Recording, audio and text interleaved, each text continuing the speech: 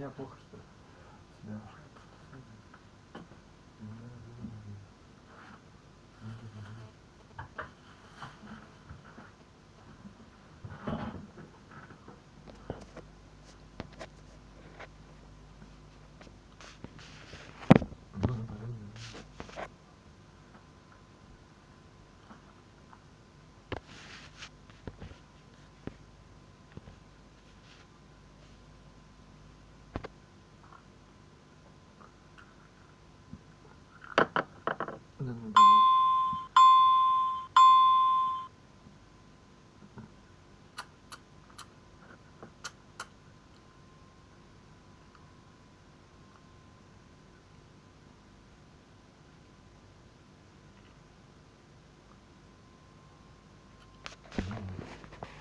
Вот это видно.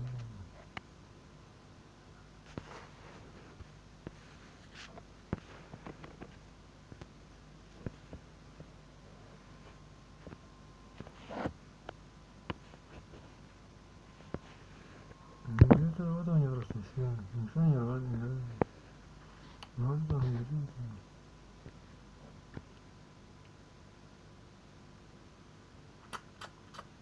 Такое еще нормально, ничего не говорит.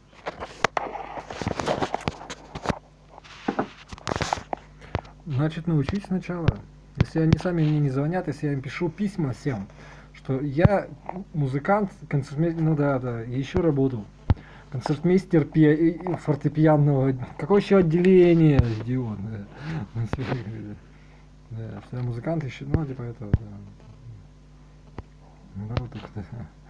Ну вот это он умеет. Ну это даже не важно.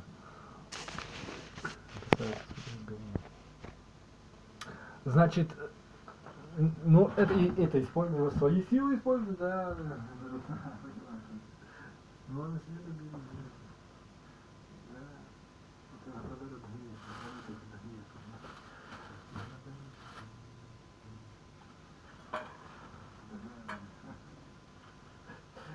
себе так говорит.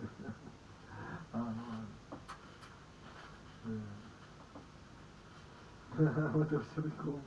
Вообще, как я вообще умру. Да, это я люблю.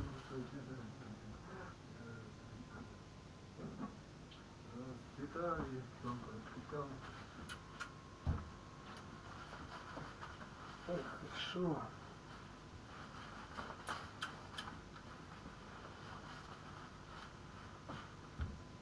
Ой, мама, не бросай душа.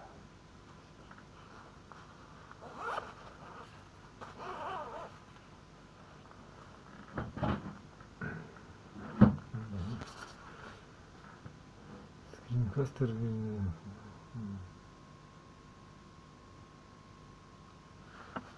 Вот это есть.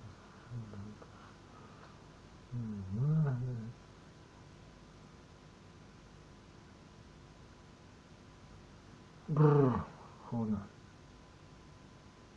Чай мерзну опять.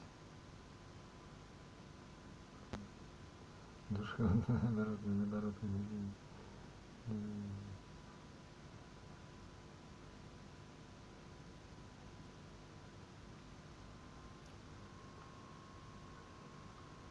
Jamais.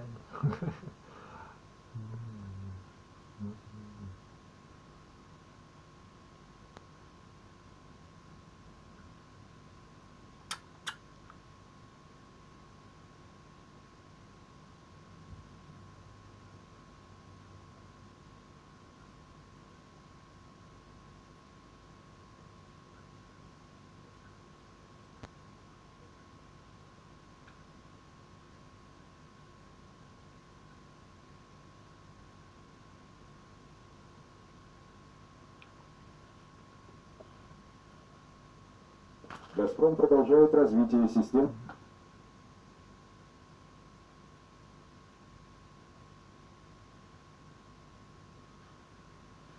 Мы работаем для тех, кто не хочет отставать от времени.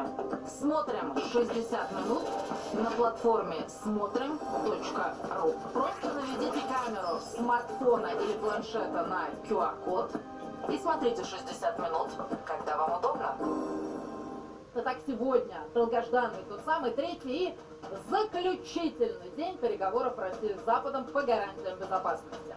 Саммит с ОБСЕ только что стартовал несколько минут назад. Первая совместная фотография на ваших экранах. Дискуссии обещают быть... Что это, хлеб, что ли? Смерть нечестная, приговор. When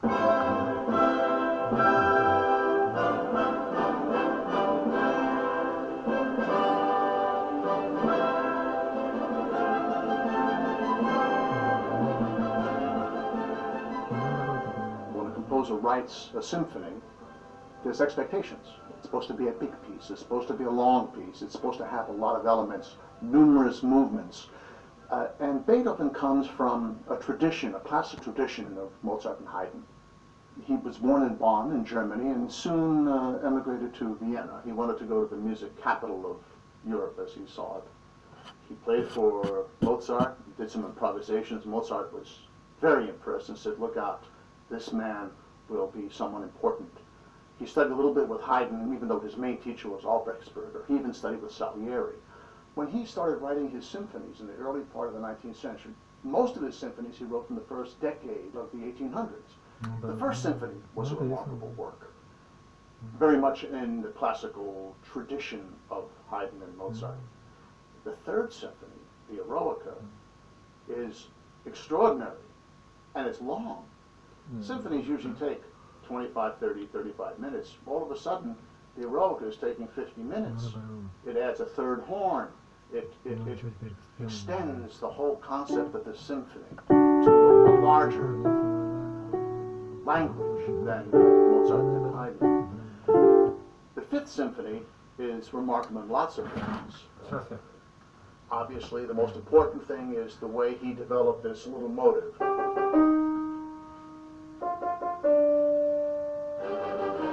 Think about the audience hearing these notes, just played by the clarinets and the strings. And he takes these notes and he develops them throughout the whole movement. And in fact, with the exception of the second movement, that little motive is played in every movement. Something unusual for the time. When you're listening to the symphony, you don't really realize that that motive is going on all the time. You don't even know where it comes from some of the time. And in a way, I guess you're not supposed to. You're just supposed to hear it, and all of a sudden it's like, oh, this sounds familiar. This is recognizable. It somewhat holds together. But I thought I'd show you a little bit of what he does. Okay, so he takes this symphony, and he starts it. In a sense, it's a wild energy because it's so much activity. There's these little moving notes constantly. There's no introduction. He just jumps right in. So you're in, and you hear this motive, which is in a sense, of course, the first theme. And he, even though it's what we call the exposition, the first section of the piece, he develops it somewhat until the horns come in to introduce the second theme. So they play.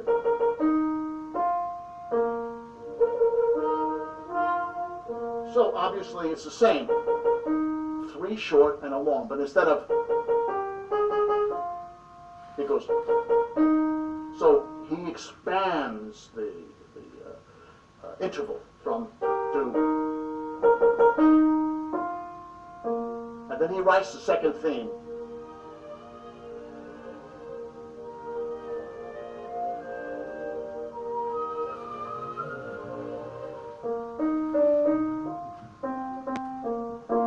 All within the framework of what the horns have just done.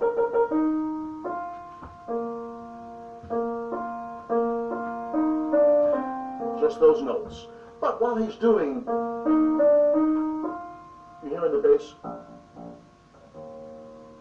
the same rhythm as the opening. If I didn't point it out to you, you wouldn't notice it. But if you listen to it, you'll see that you'll hear that cello and bass playing that motive underneath that second theme, which of course is a contrasting theme.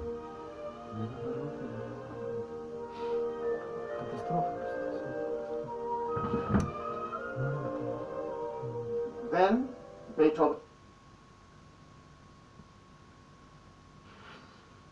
Можно today's talk is Wednesday the 12th of January. Now today I want to look at reduction in hospitalisations amongst people infected with Omicron. We've got some rather nice data that's starting to come out of the United States now, particularly from California. But I also want to look at natural immunity because there's some new evidence now that when people have been exposed to the natural coronaviruses that cause common colds, then that's going to give them greater levels of protection against SARS coronavirus 2. So quite interestingly. Now just before we plough into the American data, I just want to show you something from Netherlands first of all. Now here's data from the Netherlands, and this is quite an amazing graphic. So what we have here is we have the reduction in the Delta variant here. And just it's almost like a mathematical opposite, the increase in the Omicron. And now, of course, Omicron is predominant. So the crossover point was what? Well, that's December, that's January, just sort of the end of December. So just really quite amazing the way that the Omicron has essentially taken over from the Delta in that Dutch data. Now, moving on to the theme of hospitalisations, I just want to show you some more Dutch data here. Now, these were projections that were made in, I think it was early December for the Netherlands, for the virologist that consulted with informed the Dutch Parliament. And these are various scenarios of hospitalisations with Omicron infection. So this is the most optimistic scenario here. Then the actual cases are way better than the most optimistic scenario. Now it's just from a Twitter thing, so it's not that good. But we can see it's about what 1,373, I think that is, hospitalisations. But the point is, it's way better than the worst scenario, the middle case scenario, and the best case scenario. It's even way better under the error bars of the best case scenario. So I thought that was pretty interesting and pretty good news, really. Now moving on to this Californian study, clinical outcomes amongst patients infected with Omicron, SARS coronavirus 2 there in Southern California. So the background, of course, is Omicron is sweeping the world, accounting for most infections in the United States by December 2021. I suppose roughly the crossover time in the States was similar to that one we've just seen from the Netherlands. But now we know that Omicron is at least 95% of the cases in the United States, probably higher than that. Omicron has just taken over, and Omicron has essentially now replaced Delta, which is good news, as we've looked at many times. So this data is from November the 30th, 2021. Till the end of the beginning of January. So this is basically data for December, isn't it? Delta v Omicron. Now the thing about this period of time is this is when Omicron was taking over from Delta. So we had a time when there was Delta hospitalisations and Omicron hospitalisations together, so the two could be compared, which of course makes perfect sense. So unique opportunity to do that. So you couldn't repeat this study now because there's not enough Delta cases around to be able to do it anymore. Right, so using S-gene target failure to identify Omicron. And they found out when they did genomic analysis that was accurate 99.7% of the time. So this S-gene target failure, or this S-gene deletion, at least in the California situation, is a very accurate way to assess whether the infection was Omicron or Delta, and if it had the S-gene target failure, it was Omicron. And of course they were looking at hospital admissions. They were looking at length of hospital stay, hospital admissions associated with new onset respiratory symptoms, intensive care unit admissions, mechanical ventilation, and of course deaths. They were looking at all those things. Now the first group we looked at was the Omicron group, and of course as time went on the Omicron group got bigger, and as time went on the Delta group got smaller, as you would expect. But they were able to get pretty good data. So Omicron cases, over 52,000 cases with Omicron variant infections. Now hospital admissions from the 52,000 cases that were diagnosed. Now remember, these are cases, of course, the actual number of infections in this detection area would be way higher than that. So hospital admissions were 0.5% of those diagnosed. So only like 0.1% or something of infections, but 0.2% of infections. Anyway, there's 235 cases, 0.5%. Now, these were followed up for 5.5 days. Now, they couldn't follow them up for as long because the Omicron cases weren't hospitalised for as long. They were in hospital for about 70% less time on average with Omicron, which in itself is encouraging. So 88 were actually admitted. So there was 235 that went to emergency rooms and things like that, but 88 actually admitted to hospital. 7 were admitted to ITU. 0 went on mechanical ventilation. And in the whole Omicron group there was 1 death.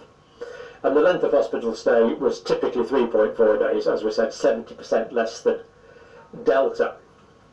So quite a lot turning up for hospitalisation, but not that many actually being admitted. Now, if we compare this with Group 2, which was the non-Omicron, which we know is the Delta, of course, there were 16,000, say 17,000 cases there. Hospital admissions there were 222, so that's 1.3%, whereas the Omicron had been 0.5%. Mean follow-up days were 15.5, so they were hanging around for much longer and could be followed up, as opposed to a mean follow-up of 5.5 days. From this group, there was 189 actually admitted into hospital, 23 were actually admitted into intensive care, 11 were ventilated and 14 died. And if we look at the Omicron equivalents there, it was 7 in intensive care as opposed to 23. 0 ventilated with Omicron, 11 ventilated with Delta, 1 death with Omicron, 14 deaths with Delta. So really pretty stark differences, and consistent with what we've been thinking and saying for quite some time. Now, this study went on to do some more thinking. Omicron variant infections reduce risk of hospitalisations across age and comorbidity categories. So this is pretty important. So we were worried about this, but what this is saying is that if you're infected with Omicron, regardless of your age, you're less likely to be admitted. So a 2-year-old infected with Omicron, less likely to be admitted than a 2-year-old infected with Delta. An 80-year-old infected with Omicron, less likely to be admitted than an 80-year-old infected with Delta. So the reason that, if this data is correct, if this pans out to be generally true, and it's looking true so far, what this means is the increase in paediatric admissions that has been seen in the United States is due to the simply massive amount of Omicron cases that have been presenting all at once. For any given age group, you're less likely to be admitted with Omicron than you are with Delta. And the same with comorbidities. So if you're diabetic and you get Omicron, you're less likely to be admitted than if you're diabetic with Delta. So it was true, Omicron variant infections reduce risk of hospitalizations across age and comorbidity categories. So that really is pretty good news. Risk of symptomatic hospitalizations were markedly reduced amongst cases who tested for positive SARS coronavirus 2, greater than, so that's greater than, more than 90 days prior for 3 months. So even if someone had had the natural infection more than 3 months ago, and of course some of them would have had the natural infection well over a year ago now, then they were still less likely to be hospitalised. So risk of symptomatic hospitalisation was markedly reduced among cases who tested positive for SARS coronavirus 2. In other words, they had natural immunity because they've been exposed to the actual virus, in this case the SARS coronavirus 2. So we're seeing that this natural exposure to SARS coronavirus 2, and as we'll see in a minute, other coronaviruses, is protective, and it's looking like it's protective longer term. So natural immunity seems to be giving longer term, good quality protection against symptomatic hospitalisation, as this data shows us. They conclude that the illness is intrinsically less severe, the infection is less severe, again consistent with other data that we have been seeing. So initially we didn't know whether it was people had immunity or the infection was intrinsically less severe. We now know both is true. The infection is intrinsically less severe, so if someone's never been vaccinated and they get Omicron, they're much less likely to be hospitalised than someone who's never been vaccinated who gets Delta. So the natural immunity is having an effect, but we also know it's intrinsically less pathogenic. Less severe in vaccinated and unvaccinated, so if you're vaccinated or unvaccinated, again, less likely to have severe disease in Omicron compared to Delta. Now that's not saying that people who were vaccinated didn't have more protection. They did.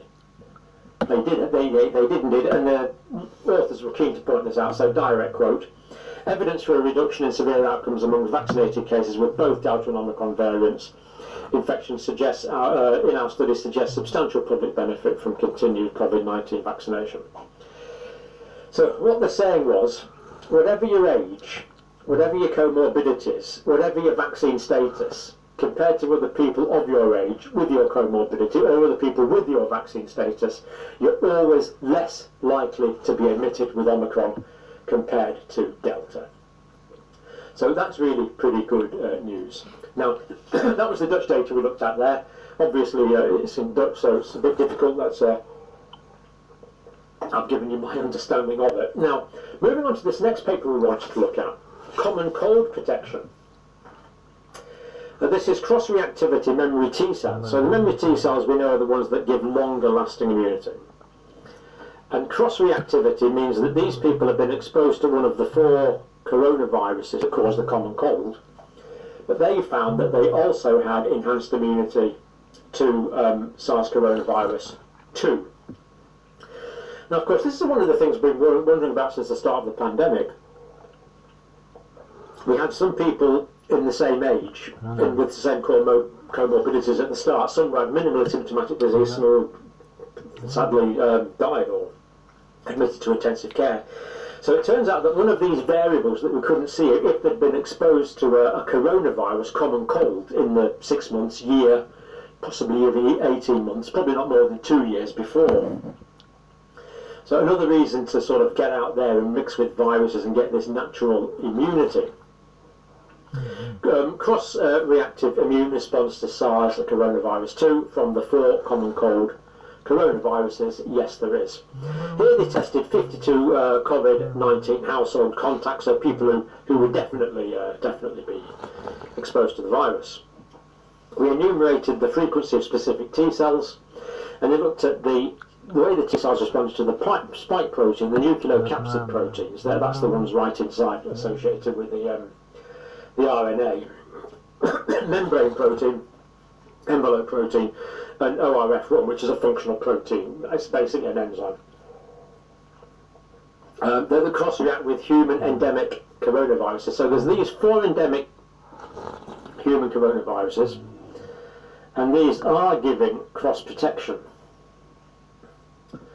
So it really makes you wonder why we didn't have a vaccine much earlier on based on these common cold coronaviruses, which we now know are giving protection, but we have actually suspected that they gave protection right since January 2020, but we haven't known till now.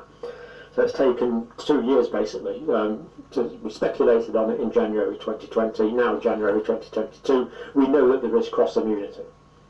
So infection with the SARS, infection with the coronavirus that causes common cold will give cross immunity to SARS coronavirus 2. And the one that was particularly effective was the nucleocapsid protein. So you remember that we have the virus, and of course we have the spikes and the spike proteins, as we know. With these spike proteins, then we have the RNA inside, like that. Well, the nucleocapsid protein antigen is the one that's actually associated with these the RNA right inside. But also there's envelope ones as well. But the one that was specifically good was the nucleocapsid T cells. But of course, none of the vaccines that we have generate immunity against this. So the natural immunity is generating T cells that are able to respond against the SARS coronavirus 2 nucleocapsid protein, and therefore eradicate the whole virus, because it's seeing that as the foreign material, the epitope or the antigen. But none of the vaccines went for that. But the natural infection does, of course, because in natural infection, we're exposed to all parts of the virus, not just the spike proteins. They found limited protective function of spike cross-reactive T cells. So In other words, when you're exposed to the spike protein of a common cold coronavirus, that didn't give you much cross-immunity against the spike protein of the SARS coronavirus 2. But with the internal proteins, if you're exposed to the internal proteins of the natural common cold coronavirus, that did give you cross-immunity to these natural internal proteins of the SARS coronavirus 2, causing the COVID-19. So again, really showing what you could argue to be the superiority of natural infection and exposure. And the reason I'm sort of emphasising this now is, of course, that even though we're having a difficult time now with Omicron, millions of us are being exposed. So I'm really hopeful about the long-term immunity and the quality of that longer-term immunity that we're getting from this natural exposure, because we know we get good immunity from exposure to the 4 common cold coronaviruses we already have. Therefore, it also seems very likely that we'll get good natural immunity to the Omicron variant, and we already know that exposure to the Omicron variant gives good antibody neutralizing protection against Delta variant. So it's looking very encouraging for the memory T cells, which is going to give us our long-term immunity, of course. I was also thus consistent with pre-existing non-spike cross-reactivity memory T cells. So pre-existing non-spike, so not the spike, cross-reactivity of the memory T cells. In other words, it's the internal proteins that are generating most of the T cell response, not the spike proteins. Protection against SARS coronavirus 2 naive contacts from infection. So if you've never come in contact with SARS coronavirus 2, but if in the past year or so, or 18 months, you've come into contact with 1 or 2, or presumably 3 or 4 would be even better, of these natural common cold coronaviruses, you get a good degree of protection. So it will, I think we can say it will be the same again with Omicron, because the Omicron, of course, is even more similar to SARS coronavirus 2, because it is a SARS coronavirus 2. It's not a common cold coronavirus, obviously. Thereby supporting inclusion of non-spike antigens in second-generation vaccines. Now, that's not being done at the moment. So, non-spike antigens. So why did all the vaccines go for the spike protein? Presumably because it gave the neutralizing antibodies, but that's not what's having the effect, really. The long-term effect is the T cells. And of course, every immunologist in the world knows that, but for some strange reason, the vaccine developers didn't go for it. So, strange. I really not quite sure why they wouldn't go for it. Of course, the Chinese vaccine did, and some other vaccines that went for the whole virus, the whole attenuated virus, because that will give you immunity to all of the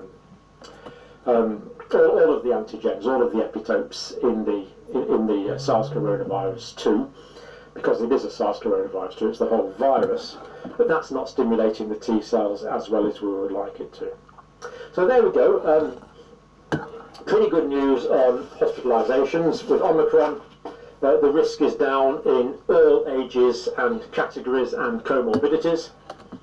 Therefore, if there is more of a particular age group admitted, that is just because of the sheer volume of numbers. The risk to any individual is less. And we have this cross-immunity, which is absolutely brilliant, between different coronaviruses, making me very optimistic about the immunity that's going to be generated by this Omicron wave. Now, just to finish, I've just got an email from some doctor friends in India. Now, I haven't got permission to say who they are yet, so I'm not going to say, but they are respected physicians, known to friends of mine who are doctors in India. I'm just going to read you some of the things that they have come out with. And it's very reassuring, because these doctors have been doing their own research in India, and they're coming to the same conclusions as people working in the United States. People have been working in South Africa, but these doctors have been working independently. So that is very reassuring.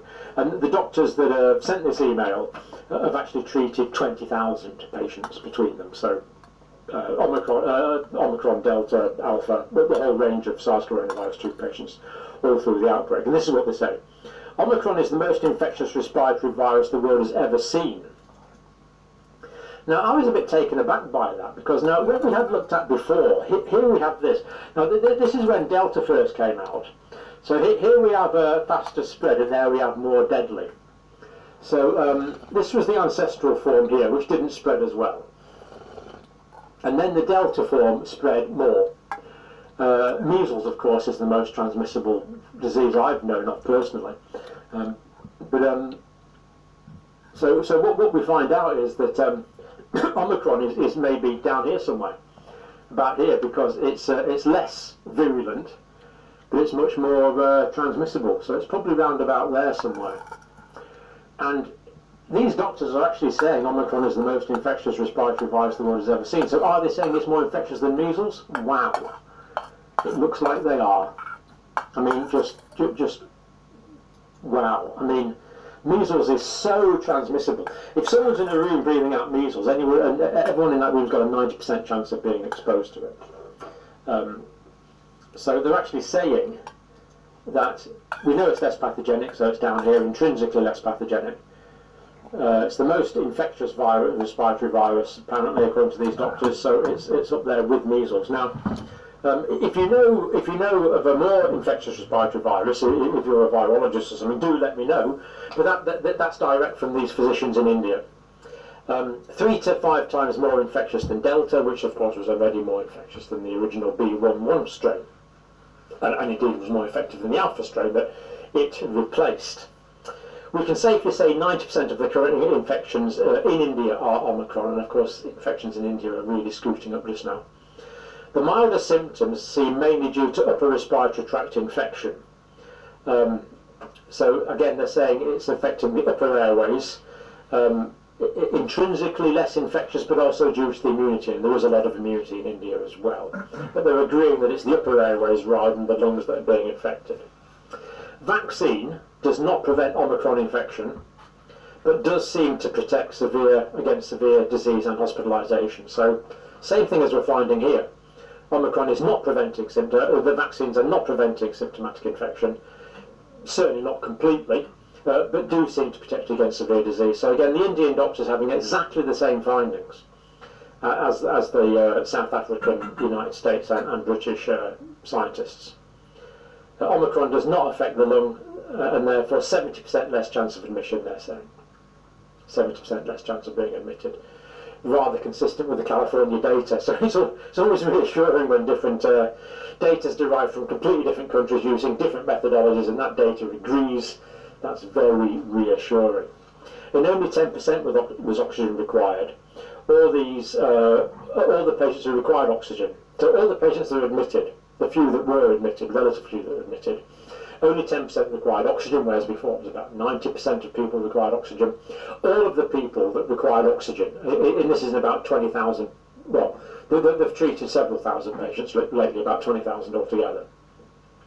All the patients that required oxygen recently were over 70 years old or had comorbidities. The doctors are recommending booster vaccines if possible. Try and get a different vaccine than the primary one is what they're saying. And this is not what we're advising, this is just reporting what these Indian doctors are saying. Obviously they're looking for the polyclonal response. The available antibody cocktail is useless in Omicron. So this is the monoclonal antibodies they have in India, it's just not working at all. It's become a fad amongst the rich, please stop asking for it, they say. Mixed opinions on molnupiravir. If recommended at all to be given on day 4 or 5 if fever or cough not coming down or increasing, or in elderly patients with comorbidities. So molnupiravir not going down particularly well in India. So there we are, a few interesting things to think about. Difficult time now, but encouraging for immunity soon. Cases of Omicron probably peaked now in the UK. United States got a couple of weeks to go. After that the numbers will start going down, I believe, but hospitalisations are going to be an ongoing problem in the United States due to the sheer number of people and due to the comorbidities in the United States, which is also going to be a factor, and the older age group demographic, which is probably why hospitals in the States are under such a lot of strain now compared to somewhere like Netherlands, for example. Okay, thank you for watching. Репетитора по школьным предметам или для подготовки к ЕГЭ легко найти на профи.ру. Обращайся к профи.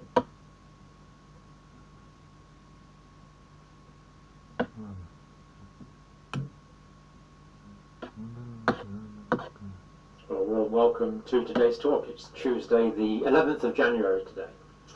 Now, I'm going to start off with the United States, and then we'll look at Europe. And the World Health Organization seems to have finally realized that half of the population of Europe is going to contract Omicron variant of SARS coronavirus 2 in the next 6 to 8 weeks. I think it's probably going to be quicker than that, but we'll look at that in a minute. Let's start off with the United States, though.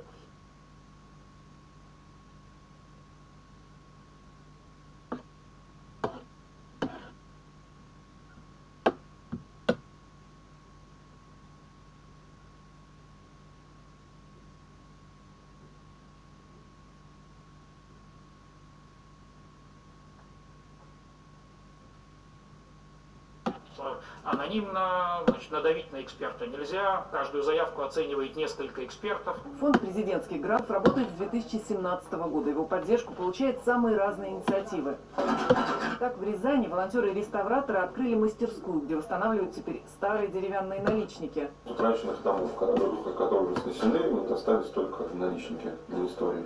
В Бурятии школа верховой езды для детей, которые остались без родителей, закупила новую экипировку для своих воспитанников. Так, кому? Мне. А в Москве небольшая мануфактура по созданию ватных игрушек при монастыре стала крупным онлайн-проектом. Мамы особенных детей могут теперь не только научиться чему-то новому, но и начать зарабатывать.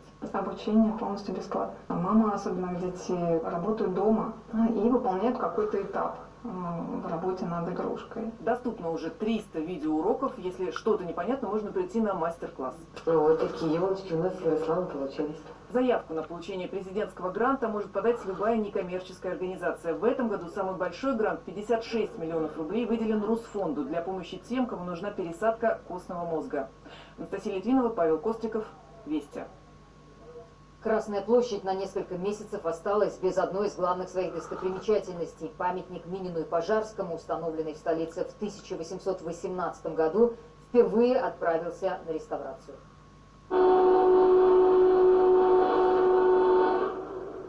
Демонтаж проводился очень осторожно. Снятие с постамента – самый опасный и ответственный момент работы. Монумент, посвященный подвигу народного ополчения и его предводителям, появился в Москве к 200-летию победы над иностранными интервентами и стал первым скульптурным памятником города. Учитывая состояние композиции, решено было возвести специальный теплый павильон и проводить реставрацию на месте.